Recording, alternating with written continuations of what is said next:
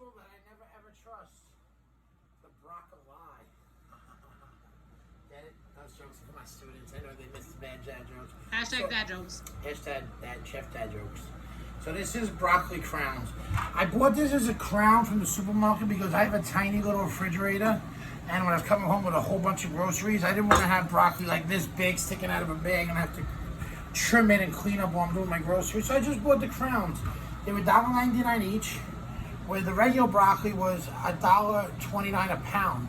So in the end, I think this was a better deal and it was prettier. See how nice the broccoli is? The regular in the supermarket was whack. So we're going to kind of do the same thing. Now, if I was doing this for a restaurant, let's say, I wouldn't want to waste that broccoli unless I was making a soup. So I'm going to show you how to do restaurant style, right? I would cut a little bit down to there, all right? And instead of using the thread, I would just maybe trim this down just a little bit so you get a nice little point, maybe flatten it out so it sits on the plate nice like that. See, like that little design there, like a nice little point. And then this shavings you might use for a soup or something, all right? You could also, with broccoli, because you can't eat the stem if you wanted to, you could take this and kind of just take off the outside of it, all right? Because the outside is a little woodsy, all right? Trim it. You could use a peeler as well. And now the inside is actually, if you steam it and cook it, it actually has as much flavor and texture as the ferret on the broccoli. You could actually I've done it before. You can put it on a mandolin, shave it into a salad. See, like that. You have like nice little, and it has all the flavor of the broccoli, and you'd have less waste. But I think you guys would have heard my earlier rant on cauliflower. I don't like that part, the branches, all right, without eating trees. So I'm going to get rid of it. But I just wanted to show. I'm going to cut these pretty small. We're going to actually steam these very quickly in the pasta water. So we're going to do it kind of like we did with the cauliflower. It actually tastes like really good broccoli. Just eating the trimmed up stem. So like this would actually be nice cream of broccoli soup.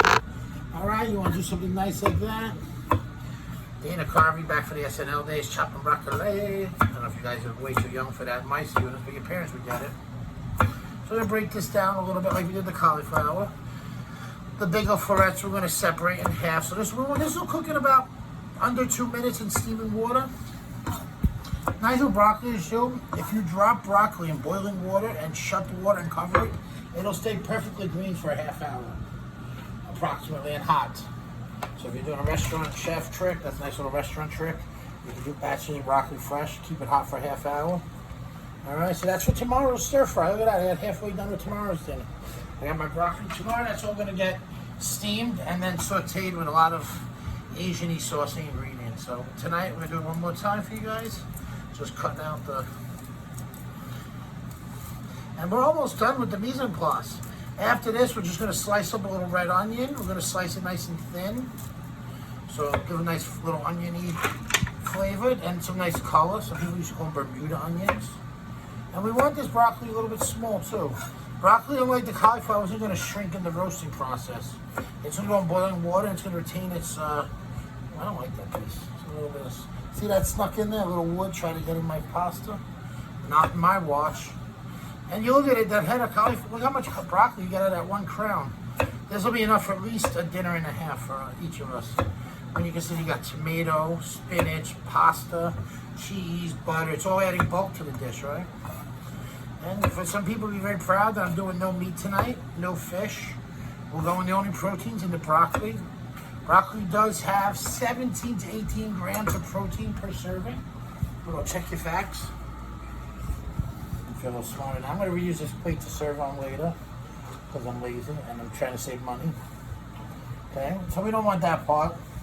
This is going to be nice if I was making like a vegetable risotto or something. I might put the broccoli in. Let me just wipe this. We're going to keep rolling because I want to show you guys how quick we're going to work, right? I only need a little bit of my cutting board free and then I can clean the whole thing. So I'm going to take the whole root off the onion this way because we want the onion to separate. Alright, since we're doing a twisty shaped pasta, a cube of onion wouldn't stick as well to the fork as a thin slice. When you think about when you're eating the pasta, right? You want to always cut your vegetables to go with the shape of the pasta so you have the best meal. So you stab your fork into it, you get a good bite of everything. We want to cook quick with the garlic, so I'm going to slice it very, very thin. Because once I start cooking, I'm hot, I want to cook quick. You guys watching? Now look at now can you get all of me when I do that? Alright, wait, I wasn't doing it for fun, ready?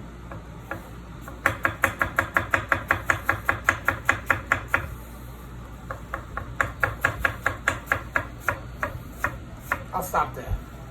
Eyes closed, so ta-da. That's the chef world. And then eyes closed. Oh, we got that. Look at that. Perfectly thin. Nice little julienne onion with no eyes. What? Yes, he did. I'm going to use my tray to clean. Then I'm going to use this tray to store my onions when I'm done with it. So I get all that in my garbage. Garbage, garbage, garbage. See, if you guys are impressed, you can subscribe to my channel. I'll show you how to cook more with no eyes. No, that's not true. So it's a little chef trick. Because I have been cooking for 30 years, I have mastered, and I will use the word mastered, the knife skill. I do not need to see. This is like that old school Kung Fu, Kwai Chan King, you know, kind of thing.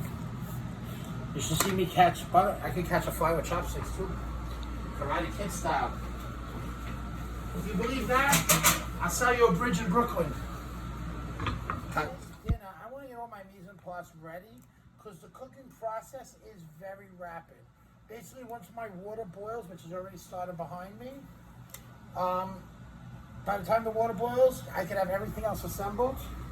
And just by the time the pasta is strained, y'all see that? So I took the basil leaves. Let me do it again, don't worry. That was part two. Just take the leaves. Pick nice and green. The basil got slightly oxidized, but it's still damn pretty. So I'm going to take just as many as I can hold. And I'm going to roll them up. This is good for my Jamaican students.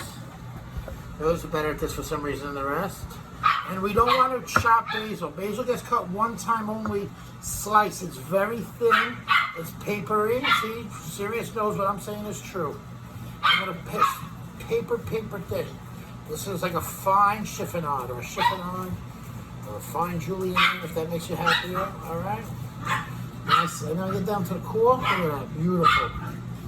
It's like confetti. One more time, if you weren't watching. This is my second roll up. All right. You want to start at the tip. All right. I can do this blindfolded too if you like. If my camera person scrolls up, you can see I'm doing this with my eyes closed as well. Not the whole time, but just to show you that the knife skills, when practiced, do pay.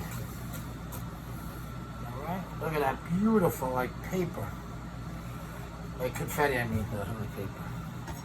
Look at that nice, evenly cut up. A little piece of the root got in there somehow. So we'll pull that out, and there we go. It's a beautiful chiffonade basil. That goes in at the very end with no heat. All right. Just gonna save that, and then we'll put the butter, the cheese, the herbs to finish the pasta. Right. We'll tell you guys all the secrets of assembly when we're ready to boil. Okay. Cooking stage. So we have our tomatoes out the oven. They're over there. They're nice and roasted. They're beautiful. They taste like sweet, and they have a nice little burst of flavor with the cheese on top and the garlic. Our broccoli is gonna steam the water on top of our pasta. We're gonna do a little trick there. All right, we're going to cook our spinach in the pan with some garlic and onion right now. So we're going to start with a cold pan to cook the onion and garlic. We're going to start cold. I'm actually going to fill a little bottle of pure oil.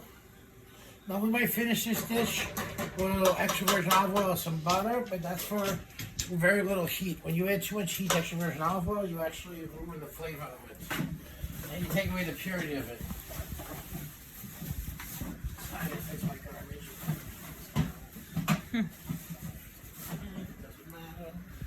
So, the cold pan, we're going to add in. Let's get the heat on now.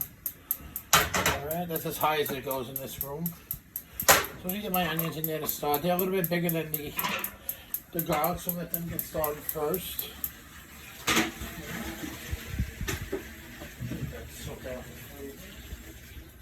Alright, we get my wooden spoon behind my lovely counter lady. Okay, so I'm going to stir. I got my garlic ready to go in. Just break these onion slices up so they cook. And they're really thin, so on medium-high heat, they should cook pretty quick. We want them to sweat. I mean, we could definitely let them cook to caramelization if we wanted to bring more sweetness into the dish. But we want a savory element from the onion. So a nice little sweat to bring out their flavor and the color. Alright, let that hang out for 1 second. Let that cook. Alright, see how these beautiful little saboya roja, my red onions? I forgot I said in Italian, bad chef. Alright, we get a nice, this is pasta with garlic and oil. Now remember, our tomatoes and cauliflower already have a copious amount of garlic in it. So we don't want to go too much. This is the word of the day, children, copious. Meaning, Zuleika, can you fill in a lot. Vast amounts. Thank you. That's from our camera person, most educated person I know.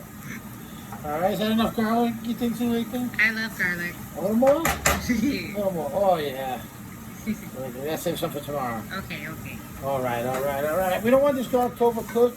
You can tell the onions are already kind of wilted down a little bit. We want to lower the heat now, really low for the garlic, because we don't want this garlic to get color. The onions got heat, we lower it, we're nice and low. And while you're keep shooting, we're going to add just a tad of butter. Just to kind of add a little fat to the pan, a little creaminess. I'm going to finish with a little more butter, but I want to make sure there's vegetables on there. Alright, at the same time, in the pot next to me, I'm about to boil. I got my water about to boil to cook the pasta. Now I want to show you guys, this is hot, so be careful. I didn't use too much water because I want to make sure that my water, so we're going to do a little Italian trick where we use the water as a thickening agent for the pasta sauce. We're going to use the pasta water, which will have a lot of starch from the pasta in it, and the salt as a thickening agent for our pasta sauce, which is just basically going to be lemon, parmesan, and pasta water. And a little butter. A lot of butter, if you know me. I gotta put it out. It smells good. You guys smell it on YouTube? Yeah, you smell what the chef is cooking? I like to get everything down in the pan nice and flat. A nice even cooking surface. Well, you know, being a home chef is not the same as being a professional chef. As a professional, I'd be doing 37 other things now. But at home, I'm only making dinner for 2. I don't got to make dessert. I don't got to make bread. I don't got to do a salad. We'll just have a nice healthy pasta dinner. Let it cook.